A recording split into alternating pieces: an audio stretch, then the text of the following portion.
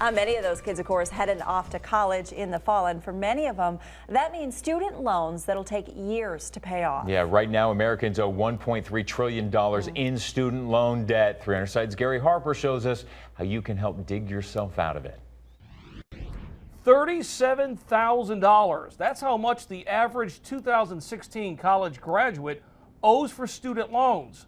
It's a lot of money, and it's 6% higher than the year before. Student loans are something that most college students realize will be following them for years after graduation. I'm not going to buy a house or any of that. I'm going to first pay off my loans. But paying off student loans is easier said than done. More than half of Arizona college graduates are currently saddled with loans, and the average amount owed is almost $24,000. From what I see, this is sort of the next crisis. It's a really big problem, and I see it affecting sort of people's outlooks on their future. Kelsa Dickey is a financial coach here in the Valley and says student loan debt is out of control. Student loans are a widespread problem. Americans owe $1.2 trillion in student loan debt. 3.6 million borrowers are over 1 month behind on payments. I think that's kind of scary. Kelsa says one problem students have is that they don't realize what repaying the loan really means for their future. So she recommends to be strategic with the degree that you pursue before getting a loan. So it's one thing to graduate with, a law degree with $150,000 in student loan debt. It's another thing to graduate with a job where you're going to make $30,000 a year with $150,000 in student loan debt. Next, if you already have a student loan, educate yourself. Know your options and programs that are out there that will ease the stress of repaying. One of the newest ones that came out last year is called the Repay Program, and it's REPAYE.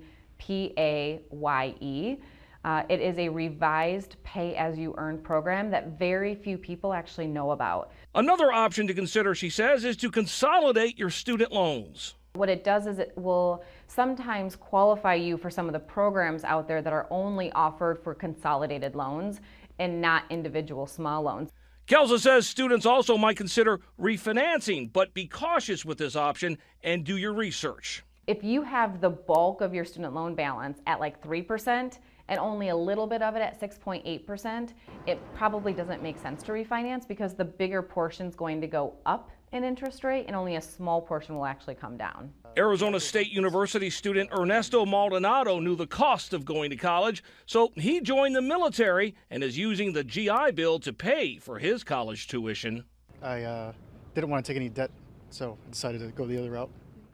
By the way, another mistake that college students make is they continue to take out loans without keeping track of the loans they've already taken out. Don't get yourself into a financial crisis.